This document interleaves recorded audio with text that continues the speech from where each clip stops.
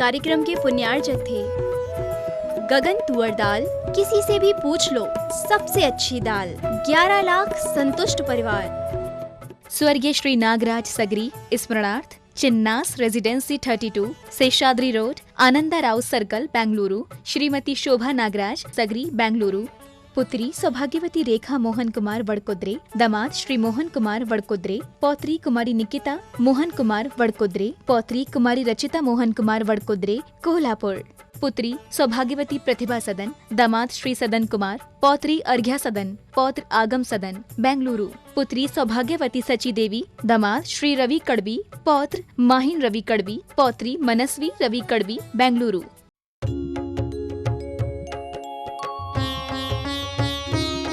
शंका समाधान। जय बोलिए देवादिदेव 1008 मूल नायक भगवान श्री मुनि सुव्रतनाथ भगवान की जय जय जय।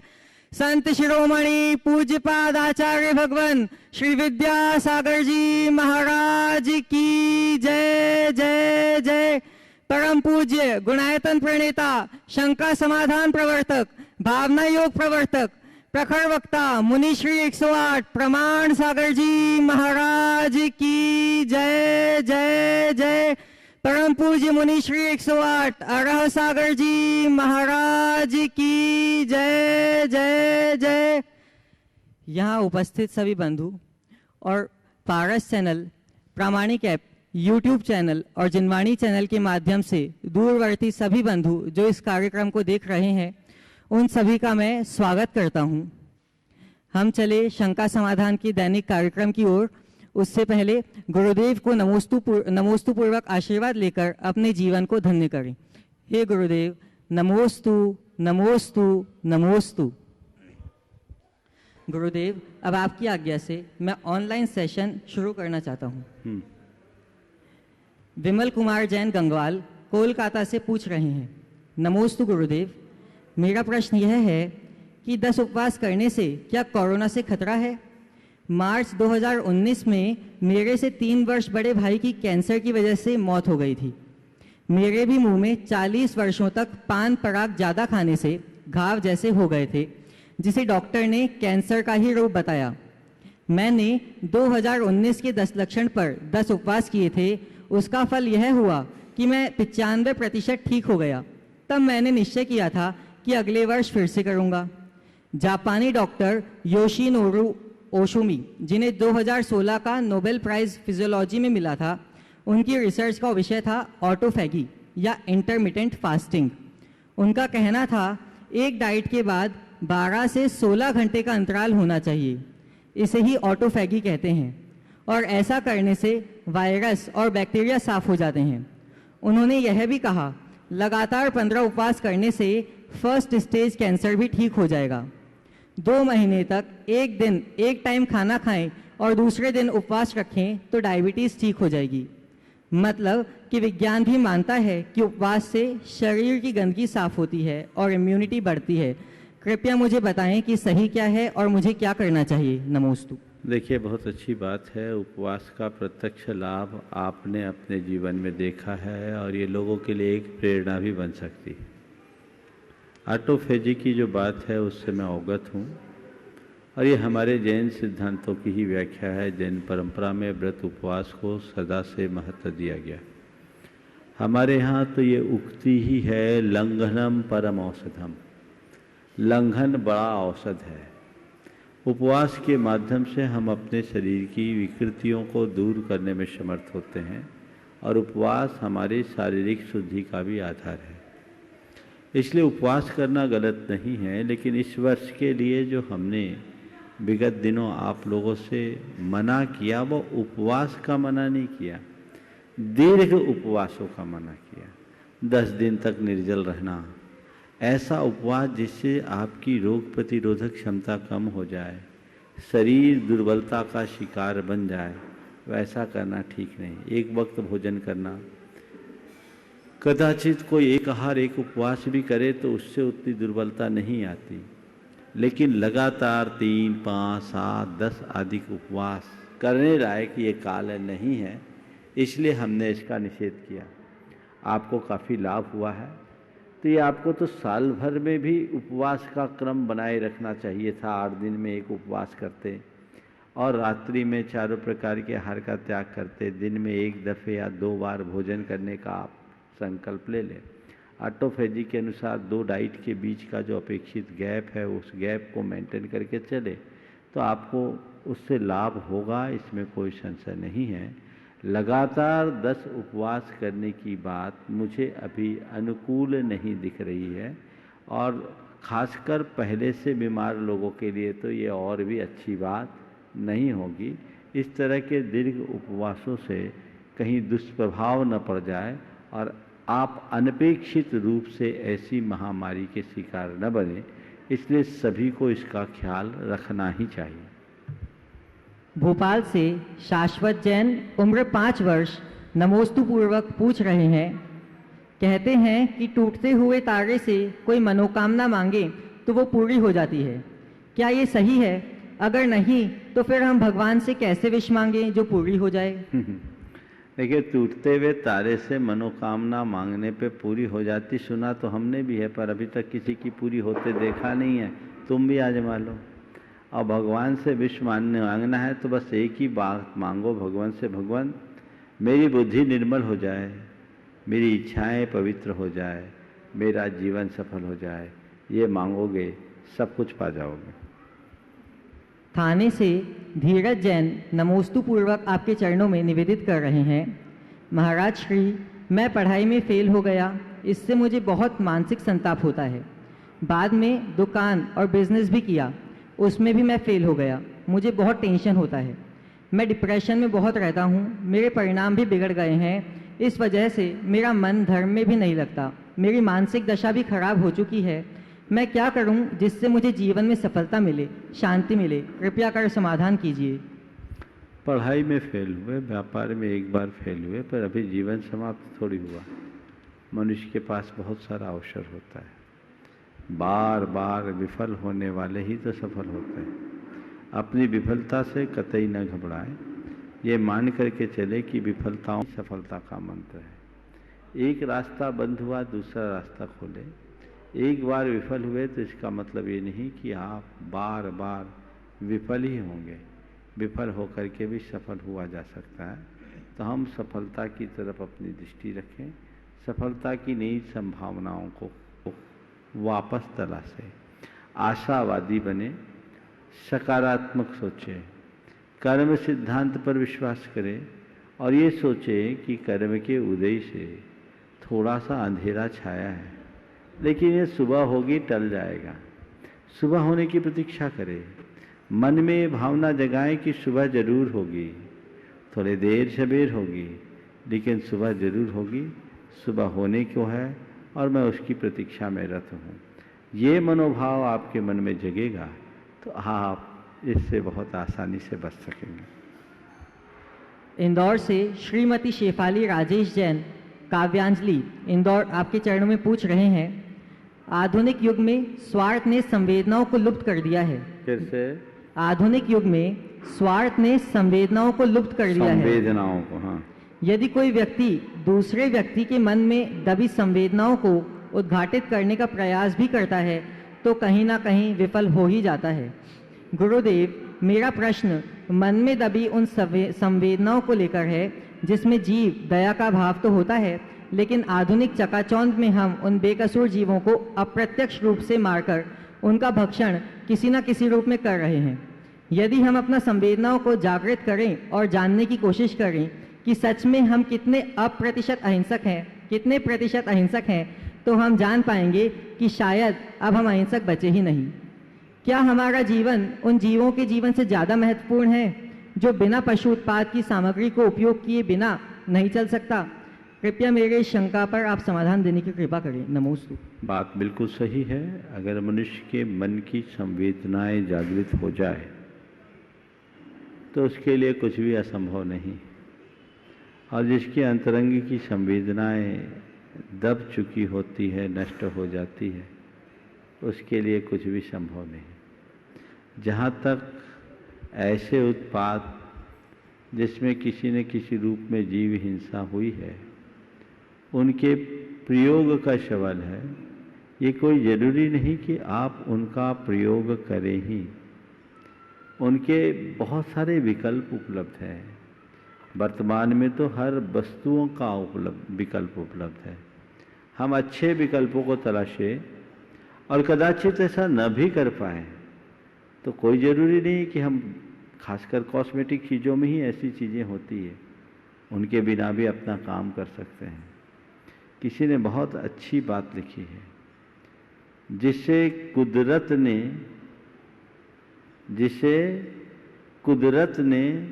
सूरत दी है, जिसे कुदरत ने सूरत दी है, उसे सजावट की क्या ज़रूरत। देखो चांद कितना सुंदर लगता है बेगहने, देखो चांद कितना सुंदर लगता है बेगहने। प्रकृति के आश्रित हर प्राणी के सौंदर्य की हम प्रकृति के उन आश्रित प्राणियों से मनुष्य के सौंदर्य की तुलना करते हैं। देखो इसकी आंखें हिरण की तरह मृगनयनी, गजगामनी, हंस गामनी बोलते हैं। हम उनसे अपनी तुलना करते हैं, जबकि उनके साथ उन्होंने कोई भी कॉस्मेटिक का प्रयोग नहीं किया है। प्रकृति ने हमें नैसर्गिक रूप से जिस तरीके से जन्म दिया है, यदि हम वैसा जीने के आदी और अभ्यासी हो जाएं, तो इनकी कोई आवश्यकता ही नहीं पड़ेगी। और जिस व्यक्ति के हृदय की संवेदनाएं उद्घाटित हो जाती है, उसके लिए ये सब बातें बड़ी सहज ग्राह्य हो जाती है। वो इनको सहज रूप से स्वीकार लेता है। और जो केवल कथित तौर पर अपनी संवेदना को केवल अपने खान पान तक ही सीमित मानकर अपने आप को कृतार्थ और धन्य महसूस करते हैं, उनके लिए केवल बहाने होते हैं, वे बहानों के तलाश करते हैं। हमें चाहिए कि हम इस सच्चाई को ठीक तरीके से समझें और उसी अनुरूप अपना जीवन व्यवहार प्रारंभ करें। हैदराबाद से श्रीमती विनीता जैन आपके चरणों में निवेदन कर रही हैं। नमोस्तु गुरुदेव। यह अनुभव किया जा रहा है कि मन से ज़्यादा खतरनाक अब बुद्धि होती जा रही है, क्योंकि कोरोना वायरस एवं अनेक ऐसे उत्पाद हथियार बनाए जा रहे हैं, संपूर्ण प्राणी जगत के लिए अत्यंत ही घातक है। महाराज श्री बुद्धि को कैसे नियंत्रित एवं संस्कारित बनाया जा सके, जिससे बुद्धि जन कल्याण एवं आत्म तत्व की बात ही विचार करे, कृपया मार्गदर्शन दें। बुद्धि को कैसे नियंत्रित और संस्कारित बनाया जा सके कि हम अपनी बुद्धि का प्रयोग आत्महित के साथ जन कल्याण के लिए कर सकें। देखिए, बुद्धि के साथ शुद्धि जुड़ जाए तो हमारे सब कार्यों की सिद्धि होगी। आज का युग बौद्धिक विकास का युग है और बौद्धिक क्षेत्र में मनुष्य ने बड़ी प्रगति की है, वो खूब आगे बढ़ा है। अच्छी बात है, लेकिन मनुष्य को चाहिए कि बौद्धिक विकास के साथ साथ अपना नैतिक, चारित्रिक और भावनात्मक विकास भी करे। जब तक उस तरह का प्रशिक्षण आज के लोगों को नहीं मिलेगा, तब तक इस तरह की विकृतियों से बच पाना नामुमकिन होगा। हमें चाहिए कि हम सही शिक्षा दें, सही संस्कार दें, जिससे जीवन में बेहतरी घटित हो सके। बीना से प्रोफेसर डॉक्टर अजित कुमार जैन आपके चरणों में पूछ रहे हैं। नमोस्तु गुरुदेव। अर्थशास्त्र के क्षेत्र में एक नया कंसेप्ट नीडोनॉमिक्स आया है। क्या? नीडोनॉमिक्स। नीडोनॉमिक्स, जिसके अनुसार अर्थशास्त्र का आधार जितनी ज़रूरत है उन वस्तुओं का उतनी मात्रा में उत्पादन किया जाना है। निश्चित रूप से यह जैन दर्शन की अनुव्रत एवं अपरिग्रहवाद सिद्धांत से प्रेरित है। यदि आर्थिक नीतियों में इसे अपनाया जाता है तो वह दिन दूर नहीं जब कई समस्याओं का समाधान हो सकेगा।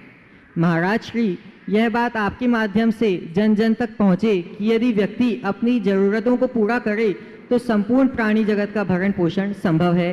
भारत के आर्थिक विकास या जीडीपी पर इसका सकारात्मक प्रभाव पड़ेगा। मार्गदर्शन करने की कृपा करें। देखिए, अर्थव्यवस्था से संबद्ध सवाल आपने उपस्थित किया। 2 दिन पहले भी शायद आपका ही सवाल था, लेकिन बात हमें केवल इतनी सी समझने की है कि जिस न्यूरोनॉमिक्स की बात आपने की, मैंने उसका पूरा अध्ययन नहीं किया, मुझे उसकी जानकारी नहीं, लेकिन जितना आपके प्रश्न के आधार पर मैंने समझा कि ज़रूरत के अनुरूप ही उत्पाद तैयार किए जाएं, जितनी ज़रूरत है उतना ही उत्पाद हो। प्राइस कंट्रोल करने के लिए तो कंपनी जैसा करती ही है, ज़्यादा प्रोडक्शन नहीं करती ताकि रेट डाउन ना हो। ये भी एक शायद न्यूरोनॉमिक्स का ही पार्ट होगा, जो भी हो। जैन धर्म तो सदा से इस बात की दुहाई देता है और कहता है जरूरत से अधिक कोई कार्य करो ही नहीं, वो अनर्थ दंड है। जरूरत के अनुरूप वर्तन करना, व्यवहार करना ही अर्थपूर्ण है। जरूरत से अधिक हमने किया तो वो अनर्थ है। हमें ऐसे अनर्थकारी कृत्यों से सतत बचना चाहिए, बचने का प्रयास करना चाहिए। तो हम अनर्थ से बचें, अर्थ की तरफ दृष्टि रखें, हम जैन धर्म के मर्म को खुद समझें। जहाँ तक आर्थिक विकास की बात है और देश की जीडीपी की वृद्धि की बात है, ये सब तभी होगी जब हम समेकित विकास को ध्यान देंगे और अपव्यय से बचेंगे, जिसके विषय में जैन धर्म सदैव प्रेरणा देता है। अपव्यय अनर्थ दंड है, इससे बचो। रीठी कटनी से मयूरी जैन पूछ रही हैं, नमोस्तु गुरुदेव। मशीन को जंग लग जाए तो पुर्जे शोर करते हैं और अक्ल को जंग लग जाए तो जुबान शोर करती है। महाराज जी, अक्ल की जंग को कैसे साफ करें? मशीन की जंग को धार देकर साफ किया जाता है, तो जवान की जंग को भी सत्संग की धार देके साफ कर लो, जवान नियंत्रित हो जाएगी। श्रीमती पुष्पलता जैन बीना से पूछ रही हैं, नमोस्तु गुरुदेव। कोई घटना घटित होती है तो कहा जाता है कि यह काल का प्रभाव है, लेकिन काल तो अदृश्य है, तब वह अपने प्रभाव से कैसे संपूर्ण जगत को प्रभावित करता है? कृपया मार्गदर्शन दें। घटना घटती है तो काल का प्रभाव है। काल अदृश्य है, वह घटनाओं को कैसे प्रभावित करता है? वस्तुतः घटनाएं काल के कारण नहीं, काल से प्रभावित बुद्धि के कारण घटती है। काल यद्यपि अमूर्त है, लेकिन काल का प्रभाव हमारे मानस पटल पर जरूर पड़ता है। दूर न जाएं। सुबह ब्रह्म मुहूर्त में हमारी क्या मनस्थिति होती है, दिन की दोपहरी में हमारी स्थिति अलग होती है, सांझ ढलने पर स्थिति अलग होती है, और रात के शबाब में हमारी स्थिति कुछ और होती है। ये रोज का अनुभव है। सुबह से रात तक में हमारी भावदशा अलग अलग क्यों बनती है? ये इस बात का प्रमाण है कि हमारी बुद्धि पर, हमारी भावनाओं पर काल प्रभावी होता है। तो जैसा द्रव्य क्षेत्र काल होता है, वैसा हमारा भाव बनता है। इसलिए काल के प्रभाव को नकारा नहीं जा सकता। पंचतंत्र की एक बड़ी प्रेरक कहानी, एक भिखारी था, ब्राह्मण था, भिक्षावृत्ति करके अपना जीवन यापन करता था। स्थिति ऐसी आई कि भयंकर दुष्काल, 5-7 दिन से उसे कुछ भी खाने को नहीं मिला। उसने सोचा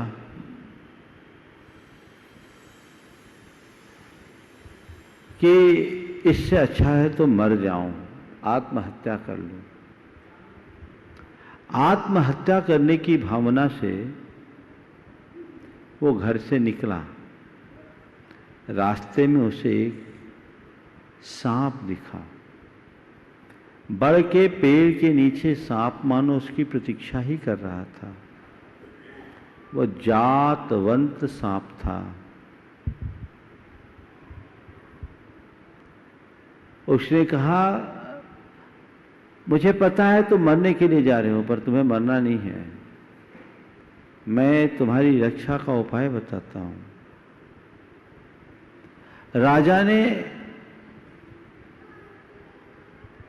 राजा को यहां पता नहीं है भविष्य क्या होगा, पर जाओ राजा को कह दो कि प्रबंध कर ले, भयंकर अकाल पड़ने वाला है।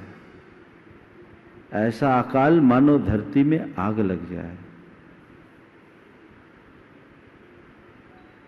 बस मेरी तुमसे एक ही विनती है कि इसके परिणाम स्वरूप राजा तुम्हें जो भी धन देगा आधा मुझे देना पड़ेगा। उसने कहा ठीक, स्वीकार। वो राज दरबार में गया और राजा से कहा, भयानक अकाल होगा। राजा, आप जो प्रबंध करना चाहो कर लो। देखा उस वर्ष भयानक अकाल। राजा को उस भिक्षुक की बात याद आई। चूंकि राजा ने अकाल से पहले ही अनाज का पर्याप्त भंडारण कर लिया था, तो प्रजा को तकलीफ नहीं हुई। उसने उसे प्रसन्न होकर 100 स्वर्ण मुद्राएं दी। अब जब स्वर्ण मुद्राएं उसके हाथ में आई, लेके चला। बड़ी मुश्किल से स्वर्ण मुद्राएं मुझे मिली। आधा सांप को दे दूंगा तो 85 बचेंगे, आधा सांप को दे दूंगा तो 85 बचेंगे। किस काम के? चलो सांप के पास जाओ ही नहीं, पूरे डकर जाओ। कौन सांप मेरे घर आ पाएगा? अब वो सीधे घर आ गया, पूरे पैसे बचाने के मनोभाव से। पूरे पैसे बचाने के मनोभाव से। इधर सारे इलाके में पता लग गया कि इस भिक्षुक को 100 स्वर्ण मुद्राएं मिली है। उसी रात चोरों ने उसे लूट लिया। जो मिला वो भी हाथ से गया, अपने भाग्य को कोस कोस के रह गया। साल पूरा हुआ। राजा ने कहा, उससे पूछो इस वर्ष क्या होगा, इस वर्ष क्या होगा। अब क्या करे, उसी को बुलाओ। अब कैसे बोले? पिछली बार तो सांप ने बोल दिया था, अब सांप के पास जाए कैसे? फिर भी पैतरा बदला, सांप के पास गया। बोले क्या बताऊं, मैं बड़ा अभागा हूं, आपके पास आने में मैं बहुत संकोच कर रहा हूं, क्योंकि मैंने सोचा था कि आपके घर आकर, आपके पास आकर के आधा दूंगा, चोरों ने माल ले लिया, अब मैं क्या करूं? सांप ने कहा ठीक है, इस बार देता हूं, पर इस बार सीधे यहां आना, बेईमानी मत करना। जाओ राजा से कहो इस बार अंगार बरसेगा और भयानक स्थिति होगी।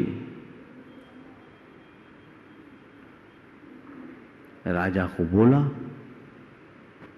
स्थिति भयावह हुई, हाहाकार मच गया, पर राजा ने पूर्व प्रबंध कर रखा था, इसलिए स्थितियां ज्यादा खराब नहीं हुई।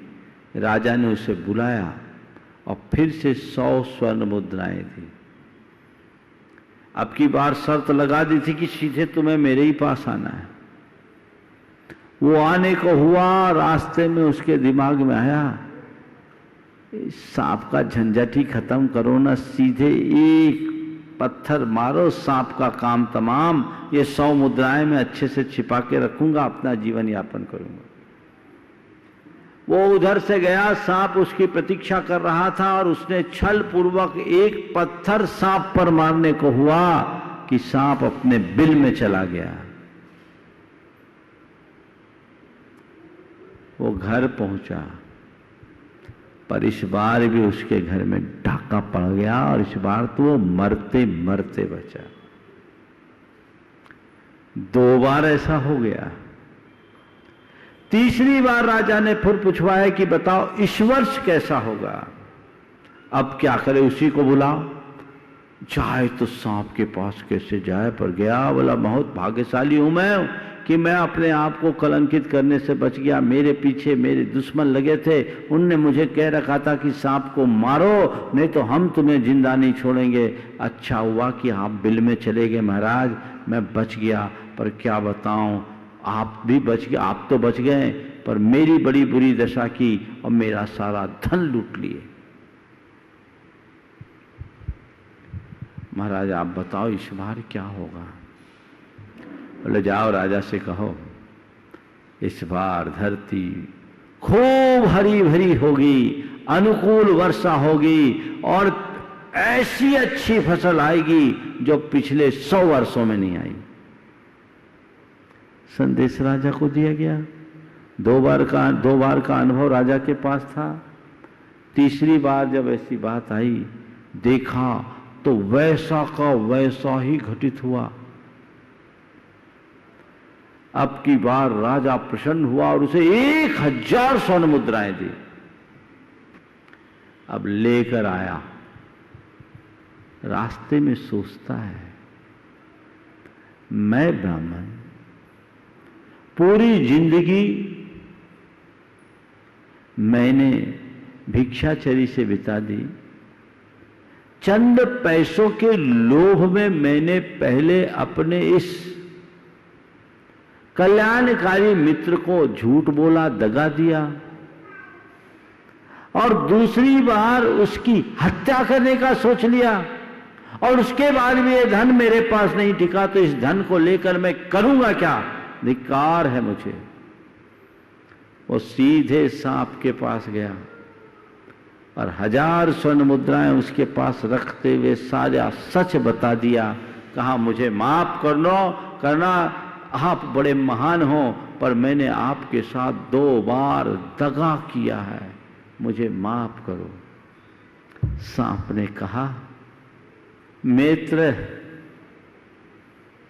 इन रुपयों की मुझे कोई आवश्यकता नहीं, रुपये तो तुम पूरे ले जाओ और चाहो तो और भी ले जाओ, पर इसमें दोष तुम्हारा नहीं, दोष काल का था। जब सूखा पड़ा तो तुम्हारे मन में मेरे साथ धोखा करने का भाव हुआ, और जब और प्रचंड आग बरसने लगी तो तुम्हारे मन में मुझे मारने का भाव आ गया। अब जब सुकाल आया है तो तुम्हारी बुद्धि भी निर्मल हो गई, तुम्हारे मन में धन को त्यागने का भाव आ गया। तो ये काल का ही प्रभाव है। जाओ और अच्छे से अपना जीवन बिताओ। पंचतंत्र की ये बड़ी प्यारी सी कहानी है, आप लोगों ने भी पढ़ी होगी, सुनी होगी, तो हमें उस तरीके से देख करके अपने जीवन को समझना चाहिए। तो काल अपना प्रभाव छोड़ता है, इसे नकारा नहीं जा सकता। गुरुदेव, अब आपकी आज्ञा से मैं यहाँ उपस्थित प्रश्नकर्ताओं को आमंत्रित करना चाहूँगा। सबसे पहले मैं आमंत्रित करता हूँ डॉक्टर शशांक जैन, शहपुरा भिटौनी से। इनके बाद तैयार रहें कुमारी पुण्या राजेश जैन, कटनी, और इनके बाद तैयार रहें डॉक्टर सौरभ जैन, शहपुरा भिटौनी, गुणायतन ट्रस्टी। जगत पूज्य मुनिराज के श्री चरणों में अनंत कोटि नमोस्तु भगवान, नमोस्तु भगवान, नमोस्तु। महाराज श्री बहुत पुण्यशाली है हम लोग, बचपन से जो आपका सानिध्य लाभ मिला और जीवन की जो सारी कठिनाइयां हैं सब आपने हरी है और एक दिशा निर्देश दिया है। आज जो वर्तमान युग है महाराज जी, उसमें जो परमाणु युद्ध है उसकी संभावना हमेशा बनी रहती है। कहते हैं पंचम काल चल रहा है और अभी आधा बाकी है, लेकिन ऐसा लगता है कभी भी ये पृथ्वी जो है वो खत्म हो जाएगी, क्योंकि परमाणु युद्ध जो है राजनीति के चलते कभी भी संभावित हो सकता है। ऐसे में पीड़ित मानवता के लिए क्या संदेश है महाराज जी? अनुभव की जगह अनुव्रतों का संदेश फैलाने की। भगवान महावीर के हिसाब से आज विश्व को अनुभव की नहीं, अनुव्रतों की जरूरत है। हम निरस्त्रीकरण की बात को विस्तारित करें, युद्ध नहीं अयुद्ध का पाठ पढ़ाएं, हम युद्धाभ्यास की बात नहीं शांति का संदेश पूरे विश्व में फैलाएं। हमारी भावना, हमारी प्रार्थना, हमारी कामना निरंतर ये बलवती हो, तो ये वैश्विक अशांति को हम नियंत्रित करने में सफल हो सकते। कुमारी पुण्या राजेश जैन आए और अपना प्रश्न रखें और इनकी बात तैयार रहें। श्रीमती वीणा जैन, कोटा, गुणायतन 8 वर्ष से कम के बच्चों को नहीं बुलाया कर। हाँ। महाराज जी, मेरी तरफ से और मेरी परिवार की तरफ से आपको बारंबार नमोस्तु नमोस्तु नमोस्तु। महाराज जी, मेरा ये प्रश्न है कि आप एक बार भोजन करते हैं, एक बार जल लेते हैं और शाम को सम का समाधान करते हैं और सुबह प्रवचन करते हैं, फिर भी आपके अंदर इतनी एनर्जी कैसे आती है? एक बार भोजन पानी देने के बाद 2 बार 3 बार 4 बार बोलते हैं, इतनी एनर्जी कैसे आती है? देखो, एनर्जी अंदर है, हम उसको जैसे जैसे जागृत करेंगे हमारी एनर्जी आती जाती है। आत्मा में बहुत बड़ी शक्ति है, उसको हम प्रकट करेंगे तो सब चीज़ें धीरे धीरे आ जाती। चल। श्रीमती वीणा जैन, कोटा, गुणायतन ट्रस्टी, और इनके बाद तैयार रहे कुमारी रिद्धि जैन, कटनी। नमोस्तु गुरुदेव। आज आपने अपने प्रवचन में जीवन में अध्यात्म की आवश्यकता पर बल दिया। तो महाराज जी, परमार्थ जगत का अध्यात्म एवं व्यवहार जगत का अध्यात्म में क्या अंतर है, तथा आध्यात्मिक मूल्यों का ज्ञान कहाँ से, किससे और कैसे करें? तो गुरुदेव, क्या गुणायतन इस उद्देश्य की पूर्ति कर पाएगा? परमार्थ जगत का अध्यात्म और व्यवहार जगत का अध्यात्म, मुझे ये समझ में नहीं आता। अरे अध्यात्म तो अध्यात्म है और अध्यात्म ही परमार्थ है। हाँ, कुछ लोग अध्यात्म का अर्थ केवल निर्वृत्ति मानते हैं, एकांत में बैठने का नाम अध्यात्म समझते हैं, पर अध्यात्म का अर्थ इतना नहीं। अध्यात्म का अर्थ व्यवहार जगत में रहते हुए भी आत्मदृष्टि से संपन्न होना है। सबके बीच में रहते हुए भी स्वयं में रमने की कला की प्राप्ति का नाम अध्यात्म है। वो दृष्टि विकसित हो जिससे जलते भिन्न कमल की तरह जीने का अभ्यास हो सके। जो व्यक्ति जीवन के यथार्थ को अपने सामने रख करके चलता है, उसके जीवन में अध्यात्म स्वतः प्रकट हो उठता है। वैसा होना चाहिए। और हमारे सबका एक ही लक्ष्य है, जीवन का गुणात्मक परिवर्तन, और ये सारा परिवर्तन आध्यात्मिक दृष्टि से संपन्न होने पर ही होगा। आपने गुणायतन की बात की है, बिल्कुल चेतना की उसी आध्यात्मिक यात्रा के विकास का ही सत प्रयत्न है गुणायतन। नमोस्तु गुरुदेव। कुमारी रिद्धि जैन आए और अपना प्रश्न रखें और इनके बाद तैयार रहें श्रीमती शोभा रानू जैन, विनम्र ग्राफिक्स। नमोस्तु महाराज। नमोस्तु महाराज जी। महाराज जी, मेरा प्रश्न यह है कि अपन अपने चंचल मन पर कंट्रोल कैसे रखें? इधर देखो मेरी तरफ, मेरी तरफ देखो, मेरी तरफ, इधर देखो सामने। चंचल मन पर कंट्रोल कैसे करें? तुम्हें पता है मन कहाँ है? मन अंदर है। अच्छा, मन चंचल है कि स्थिर है तुम्हारा? स्थिर, वो तो पता नहीं। पता नहीं। ये सवाल किसने दिया? खुद से। हाँ, खुद के मन से। खुद के मन से? वाह, छोटे से बच्चे ने सवाल किया। बच्चे सवाल करे तो मुझे भी बच्चा बन करके उत्तर देना पड़ता है। और कभी कभी बड़ी दिक्कत हो जाती है जब यूनिवर्सिटी के प्रोफेसर को प्राइमरी के बच्चों को पढ़ाना पड़ता है है ना? एकदम छोटे बच्चे हैं। प्रश्न मैं तुम्हारे हिसाब से ही देता हूं। अपने चंचल मन को स्थिर करने का एक ही उपाय है, बड़ों की बात मानो। एक प्रतिज्ञा कर लो, जो बड़े कहेंगे मैं वही करूं। कदाचित जो वो कहें वो करने में पीछे भी रह जाए, लेकिन जिसके लिए वो मना करे वो मैं करूंगा। ये समझ गई? तो उससे मन स्थिर होगा। ये बच्चों के लिए दिया गया जवाब है। बच्चों का मन उन कार्यों के प्रति ज़्यादा भागता है जो उनके लिए हितकारी नहीं होता। अगर माँ बाप पर उसका विश्वास और भरोसा है, माँ बाप की बात मानता है, तो माँ बाप जिस चीज को मना करेंगे वो नहीं करेगा, अपने आप मन नियंत्रित हो जाएगा। हाँ, ये काम मुझे नहीं करना क्योंकि मम्मी ने मना किया, ये काम मुझे नहीं करना क्योंकि पापा ने मना किया, तो उसका मन अपने आप मान जाएगा, मन नहीं भागेगा। इसी तरह बड़ों के लिए भी जो जिनवानी ने मना किया उसकी सीमा के भीतर रहने का संकल्प ले लो, मन अपने आप स्थिर होना शुरू हो जाएगा। नमस्ते महाराज। श्रीमती शोभा रानू जैन, विनम्र ग्राफिक्स। और आपकी बात तैयार रहे कुमारी सिद्धि जैन, शहपुरा भिटौनी। कुमारी सिद्धि जैन, शहपुरा भिटौनी। और आपकी बात तैयार रहे डॉक्टर सौरभ जैन, गुणायतन ट्रस्टी, शहपुरा भिटौनी। नमोस्तु महाराज जी। महाराज जी, हम बच्चों को बोलते समय किन बातों का ध्यान रखना चाहिए? बोलते समय किन बातों का ध्यान रखना चाहिए? पहली बात तो ये देखें कि झूठ ना बोलें। दूसरी बात ये सोचो कि हमारे बोलने से किसी को तकलीफ ना हो, किसी को चुभे नहीं, किसी की इंसल्ट ना हो, समझ गए? किसी को नीचा ना देखना पड़े, और हम जो बोल रहे हैं वो हम कर सकते हैं कि नहीं, इन बातों का ध्यान रखो। ठीक है? नमोस्तु महाराज। Doctor Saurabh Jain, Gunayatan trustee, Shahpura Bhitauni. और आपकी बात तैयार रहे श्रीमती मनीषा जैन, परिधान। नमोस्तु नमोस्तु भगवान। महाराज जी, आपका आशीर्वाद हमको प्राप्त होता है, ये हमारे पूर्व जन्म के कर्मों का ही फल होगा कि आपका आशीर्वाद हमको सदा प्राप्त होता है। नमोस्तु भगवान, नमोस्तु।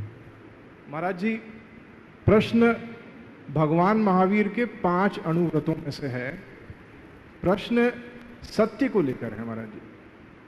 सत्य क्या है महाराज जी?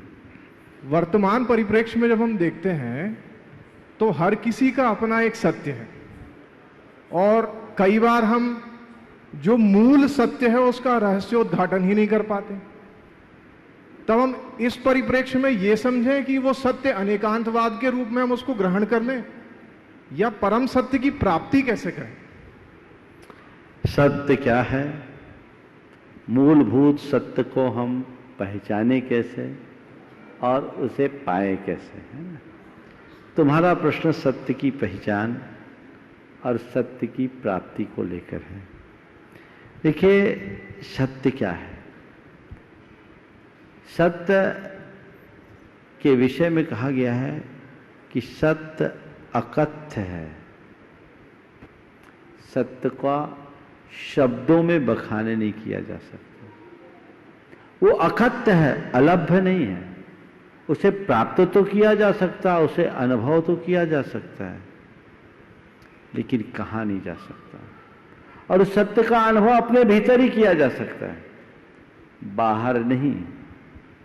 भगवान महावीर ने कहा, सत्यम खूब हैवम, सत्य ही भगवान है। जो हमारे भीतर है, जो हमारे जीवन का शाश्वत तत्व है, वही सत्य है। उस सत्य तत्व को पहचानो, अपनी आत्मा को ही पहचान लो, ये सत्य है। किसी की मृत्यु के बाद ये कहा जाता है राम नाम सत्य है। इस बात का द्योतक है कि भीतर का आत्मा राम सत्य है, बाकी सब असत्य है। जो शाश्वत है वो सत्य है, और जो शाश्वत है वो असत्य है। समझ गए? तो शाश्वत को पहचानो और उसे पाने के लिए सच्चे रास्ते को अपनाओ। सत्य को पाने के लिए सत्याचरण को अपनाने की जरूरत है। सत्याचरण का मतलब है मन, वाणी और व्यवहार में सत्य के प्रति निष्ठा जगाकर सदाचरण करना। मन, वाणी और व्यवहार में जो सदाचरण की प्रतिष्ठा कर लेता है, जीवन के परम सत्य का अनुभव वही कर पाता है। नमोस्तु। श्रीमती मनीषा जैन, परिधान। और आपकी बात तैयार रहे श्रीमती सुरभि सतीश जैन, पाटन वाला परिवार, कटनी। पूज्य गुरुदेव के चरणों में सादर नमोस्तु नमोस्तु नमोस्तु।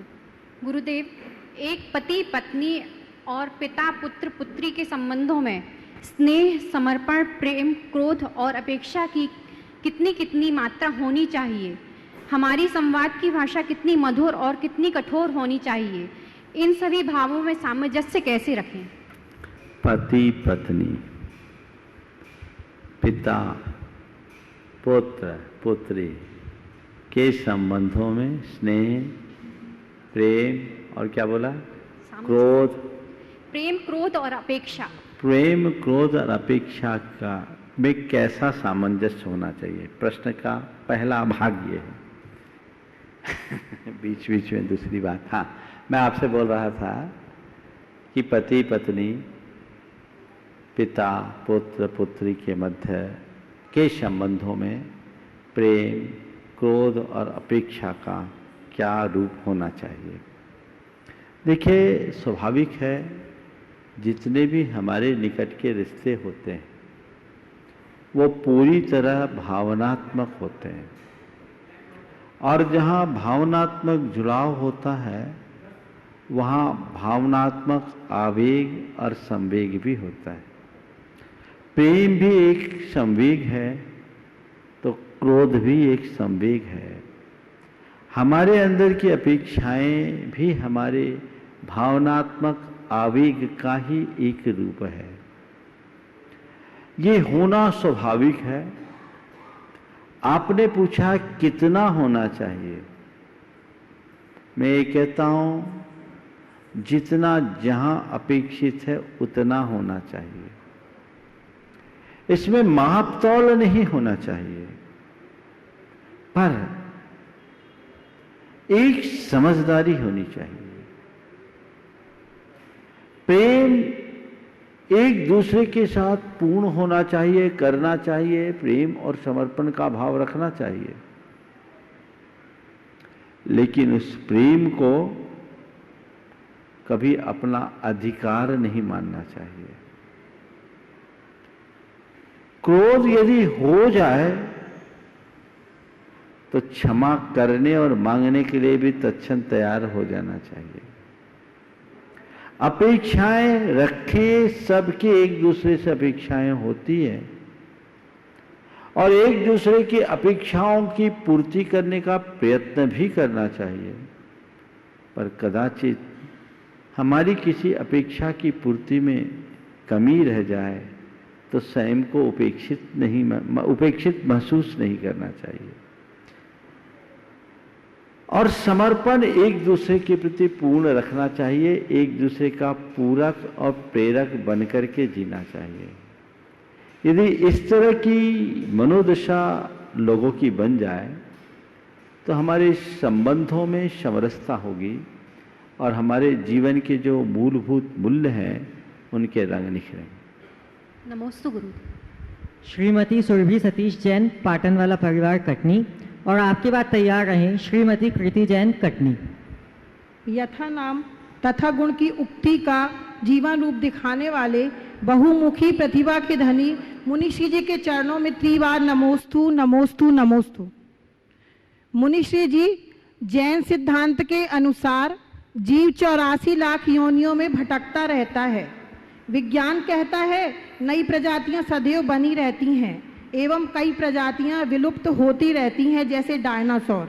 एवं वर्तमान में कोरोना वायरस जो हजारों सालों से है परंतु अभी अत्यधिक संक्रमित हो गया है, तो महाराज जी यह शंका है कि क्या 84 लाख योनियां भी बदलती रहती हैं? देखिए, 84 लाख योनियां तो जो है वो बदलती नहीं, पर हाँ इधर उधर होते रहते। ये बात सत्य है कि इस धरती से, इस ब्रह्मांड से बहुत सारे प्राणी विलुप्त हो गए। डायनासोर का एक उदाहरण हमारे सामने है। लेकिन हमें एक बात समझना चाहिए कि हमारा संपूर्ण ब्रह्मांड इतना ही नहीं है जितना आज हम देख रहे हैं, समझ रहे हैं। केवल पृथ्वी ही नहीं, ब्रह्मांड बहुत व्यापक है। इस जैसे अनेक ब्रह्मांड इस धरती पर है, इस दुनिया लोक में है। यहाँ घटे वहाँ बढ़ जाए, वहाँ घटे यहाँ हो जाए, ये तो हो सकता है ना। एक उदाहरण के लिए, बरसात के दिनों में कितने कीड़े मकोड़े उत्पन्न हो जाते हैं, फूल पत्तियां घास फूस प्रकट हो जाती है, और जब गर्मी आती है तो एकदम सूखा मच जाता है, सब साफ हो जाता है। आप ये कह सकेंगे कि बरसात में जीव राशि बढ़ गई और गर्मी में घट गई, देखने में भी आता है, शायद आप कहेंगे भी ऐसा है, तो कहने में क्या हानि है। लेकिन हम पूरे दुनिया की प्राकृतिक व्यवस्था को देखें, यहाँ इन दिनों बरसात है तो दुनिया के कुछ स्थानों में अभी प्रचंड गर्मी भी होगी। जब यहाँ गर्मी होती है तो कई इलाकों में भारी वर्षा भी होती है। इसका मतलब क्या है? जब यहाँ बारिश हो रही है, वहाँ की गर्मी, वहाँ के जीव मरे, ट्रांसफर होके यहाँ आ गए। यहाँ गर्मी होगी, यहाँ के जीव मरेंगे, ट्रांसफर होके वहाँ चले जाएंगे। तो प्रकृति अपना संतुलन खुद किसी न किसी रूप में करती है। इसलिए जीवों के विलुप्त होने के उपरांत भी हम ये नहीं कह सकते कि जीव राशि बढ़ गई, यहाँ बढ़ गई ये दिखती है या यहाँ घट गई ये दिखती है, लेकिन संसार में जो जीवों की संख्या है उसमें हीनाधिकता नहीं हो सकती। श्रीमती कृति जैन कटनी, और आपकी बात तैयार रहें श्रीमती कमला सुभाष सिंघई कटनी। नमस्ते गुरुदेव, मेरा प्रश्न यह है कि ज्ञान दान क्या होता है, ज्ञान दान से क्या लाभ होता है, पिछले जन्म के ज्ञान दान के कारण हमें सद्बुद्धि मिलती है। ज्ञान दान का क्या मतलब है और ज्ञान दान का क्या लाभ? जिससे लोगों का कल्याण हो ऐसे शास्त्रों को देना ज्ञान दान या उपकरण दान होता है। किसी को सही तत्वोपदेश देना भी ज्ञान दान के रूप में ही माना जाता है। किसी को कल्याण का रास्ता बताना भी ज्ञान दान है। और ज्ञानोपकरण के दान की जब बात हम करेंगे तो शास्त्र आदि का दान देना, जिससे पढ़कर लोग अपने जीवन का कल्याण करें, ज्ञान दान कहलाता है। शास्त्र दान ज्ञान दान के अंतर्गत आता है और शास्त्र दान का बड़ा महात्म्य है।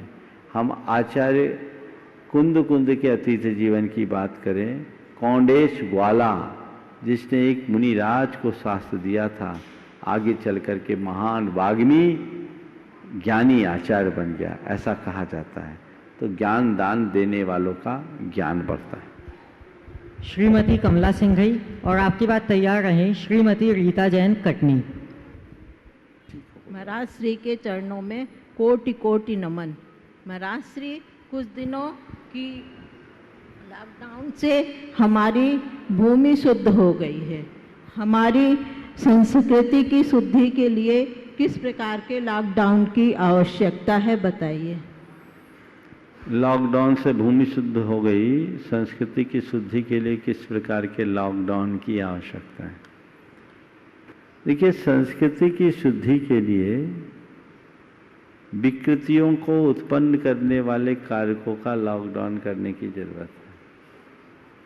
और मैं तो इसे कहता हूं कि संस्कृति की शुद्धि के लिए लॉकडाउन नहीं, अनलॉक करने की जरूरत है। वो क्या है? बंद पड़ी निष्ठा के ताले को खोलने की जरूरत है। अगर हमारे हृदय में सांस्कृतिक निष्ठा एक बार प्रकट हो गई तो हमारा सारा मार्ग सफल होगा। नमस्ते। श्रीमती रीता जैन कटनी, और आपकी बात तैयार रहे कुमारी मौली जैन कटनी। मुनिद्वय के चरणों में बारंबार नमोस्तु। हे गुरुवर, उस समय हम क्या करें जब दिल और दिमाग एक दूसरे के विरोधी हों? उस समय हम कहाँ दिल से और कहाँ दिमाग से काम लें? इन दोनों के बीच सामंजस्य कैसे बिठाएं? एक बार ये सवाल आया, दिल और दिमाग में जब द्वंद्व हो तो क्या करें? कहाँ दिल और कहाँ दिमाग से काम करें? देखो, जब रिश्तों की बात हो तो दिल से काम लो, और रुपये पैसों की बात हो तो दिमाग से काम लो। रिश्तों में नितांत भावनाएं अपेक्षित होती है और व्यापार में बुद्धि। तो जब जैसा मौका हो वैसा काम करें। जहाँ भावनाओं का काम है वहाँ बुद्धि लगाओगे तो मामला बिगड़ जाएगा, और जहाँ बुद्धि का काम हो वहाँ भावनाओं में बहोगे तो भी मामला बिगड़ जाएगा। कुमारी मौली जैन कटनी, और आपके बाद तैयार रहें कुमारी रिद्धि नीरज जैन कटनी। गुरुवार को मेरे परिवार की तरफ से और मेरी तरफ से कोटि कोटि नमन। गुरुवार मेरा नाम है मौली जैन। गुरुवार मेरा प्रश्न ये है कि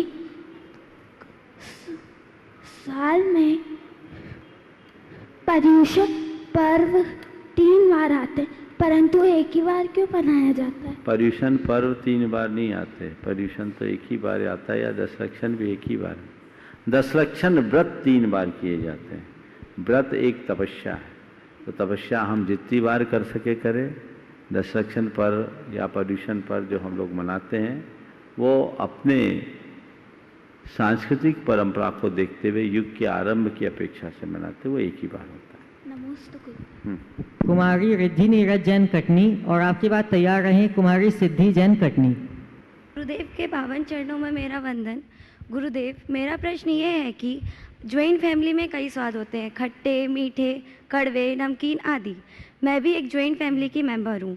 गुरुदेव, ज्वाइंट फैमिली में हम टीनेज बच्चे ऐसा कैसे रहें कि इन सभी स्वादों का हम पे असर ना हो, और इनमें से ऐसा कौन सा स्वाद हमारे उपयोग में हो? ज्वाइंट फैमिली में रहने वाले बच्चे कैसे रहें कि इन स्वादों का हम पर असर ना हो, और कौन सा स्वाद हमारे अनुकूल है। देखो, ज्वाइंट फैमिली में रहने वाले बस कुछ ना करें, 2 काम करें, चाहे बच्चे हों या बड़े। अपनी जिम्मेदारी पाले, औरों की शिकायत करना बंद कर दें। अगर इतना काम कर ले तो कभी खटपट नहीं होगा। अपनी जिम्मेदारी पालें, औरों की शिकायत बंद करें, दूसरों की अच्छाई पर प्रशंसा करें और उनकी बुराई करना बंद कर दें। जब भी हो एक दूसरे को सहयोग देना शुरू करें, असहयोग की भावना खत्म कर दें। जहाँ तक बने अपना काम अपने हाथ से करें, जरूरत पड़ने पर औरों को काम में हाथ बटाना शुरू कर दें। देखो ज्वाइंट फैमिली का कितना आनंद आता है। बंधुओं, नंदा अनिल जैन गोहद वाले हेलीपैड कॉलोनी ग्वालियर से दयोदय गौशाला 11,000 रुपये की राशि और कटनी गौशाला हेतु 11,000 रुपये की राशि उन्होंने दान देने की स्वीकृति दी है। हम सभी उनके लिए बहुत बहुत साधुवाद देते हैं। सभी लोग तालियां बजाकर उनका अभिवादन करें और गुरुदेव का मंगल आशीर्वाद उनके लिए दिया जाता है। आगामी पर्युषण पर्व में होने जा रहे ऑनलाइन श्रावक संस्कार शिविर का लाभ आप सभी जिनवाणी चैनल, प्रामाणिक ऐप और मुनि प्रमाण सागर यूट्यूब चैनल के माध्यम से ले पाएंगे। जिसने अभी तक रजिस्ट्रेशंस नहीं कराए हैं, सभी प्रामाणिक ऐप के माध्यम से उसमें रजिस्ट्रेशंस अवश्य कराएं और उसका लाभ लें, और इसी के माध्यम से आपको शिविर संबंधित सामग्री मिल पाएगी। आप इसके बारे में अन्य लोगों को भी सूचित करें। देखिए, एक सवाल आया था मेरे पास आज दिन में कि बच्चे भी हैं शिविर में, घर वाले लोग हैं, तो क्या सभी को फॉर्म भरना है? आप भरे, बहुत अच्छा है। पता लगेगा कि कितने लोग ऐसे हैं जो इस वर्ष पूरे परिवार के साथ पर्युषण को एक शिविर के रूप में मनाकर एक महोत्सव का रूप देने जा रहे हैं। एक अच्छा अवसर है। पूरा घर कभी भी एक साथ बाहर जा नहीं सकता, तो ये मौका है। ऐसे मौके में जो लोग पूरे परिवार के साथ ऐसा लाभ लेना चाहते हैं, वो परिवार के एक सदस्य का नाम अंकित कर दे एक ही फॉर्म में, अगर वैसी व्यवस्था है तो, या अलग अलग फॉर्म भी भर दे तो कोई दिक्कत नहीं। यहाँ सबमिशन उसका हो जाएगा और आप रजिस्टर्ड हो जाएंगे। मुझे बड़ी प्रसन्नता है, पूरे देश भर के लोग और बाहर के लोग भी बहुत उत्साहित होकर के इस कार्य में जुट रहे हैं। पर अभी बहुत से लोग वंचित हैं। जो लोग वंचित हैं उन तक आप ये बात पहुँचाए कि इस वर्ष कहीं आप पर प्रमाद हावी ना हो जाए।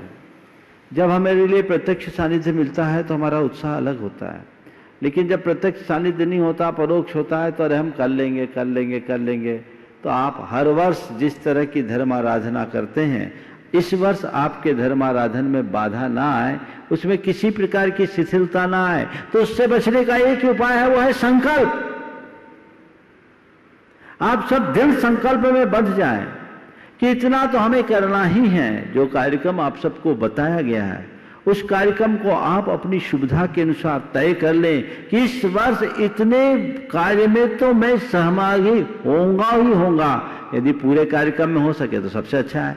देखते हैं इस वर्ष कितने लोग हैं जो घर बैठे 10 रक्षण के 10 दिन शुद्ध भोजन करते हुए एकासन करेंगे, क्योंकि आजकल नई पीढ़ी में इन सब चीज़ों का अभाव होने लगा है। धीरे धीरे लोगों के अंदर का प्रमाद बढ़ने लगा है। ये फिर से एक मौका है कि हर घर में शुद्धि का प्रवेश हो, हर घर में लोग शुद्ध भोजन कर सके। ऐसा प्रयास, ऐसा पुरुषार्थ आप करिए, फॉर्म भरिए। देश में एक बड़ा संदेश जाएगा कि कटनी में होने वाले कार्यक्रम में इतने सारे परिवार, इतने सारे लोग जुड़े हैं।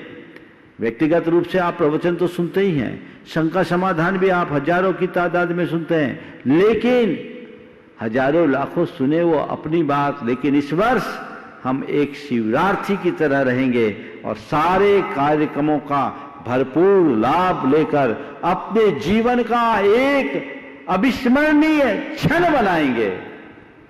विपरीत परिस्थिति में भी इनका इससे अच्छा उपयोग और नहीं हो सकता। ऐसा आप सब प्रयास करें, आप खुद जुड़े और औरों को जोड़ें, अपने मन का प्रमाद हटाएं। अगर आपका पंजीयन हो, शुल्क तो इसमें नहीं लगना, लेकिन इसमें संकल्प आपको जोड़ना है, जरूर लाभ मिलेगा। समय आप सबका हो गया। यहीं पर विराम। बोलिए परम पूज्य आचार्य गुरुवर श्री विद्यासागर जी महाराज की जय जय जय। परम पूज्य मुनि श्री प्रमाण सागर जी महाराज की जय। परम पूज्य मुनि श्री अरह सागर जी महाराज की जय।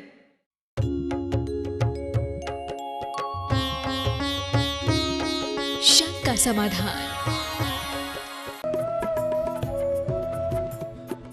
इस कार्यक्रम के पुण्यार्जक हैं गगन तुअर दाल। किसी से भी पूछ लो सबसे अच्छी दाल। 11 लाख संतुष्ट परिवार। स्वर्गीय श्री नागराज सगरी स्मरणार्थ Chinnas residency 32 Seshadri road Ananda Rao circle Bengaluru. Shrimati Shobha Nagaraj Sagari Bengaluru. पुत्री सौभाग्यवती रेखा मोहन कुमार वड़कुद्रे। दामाद श्री मोहन कुमार वड़कुद्रे। पौत्री कुमारी निकिता मोहन कुमार वड़कुद्रे। पौत्री कुमारी रचिता मोहन कुमार वड़कुद्रे कोल्हापुर। पुत्री सौभाग्यवती प्रतिभा सदन। दामाद श्री सदन कुमार। पौत्री अर्घ्या सदन। पौत्र आगम सदन बेंगलुरु। पुत्री सौभाग्यवती सची देवी। दामाद श्री रवि कड़बी। पौत्र माहिन रवि कड़बी। पौत्री मनस्वी रवि कड़बी बेंगलुरु।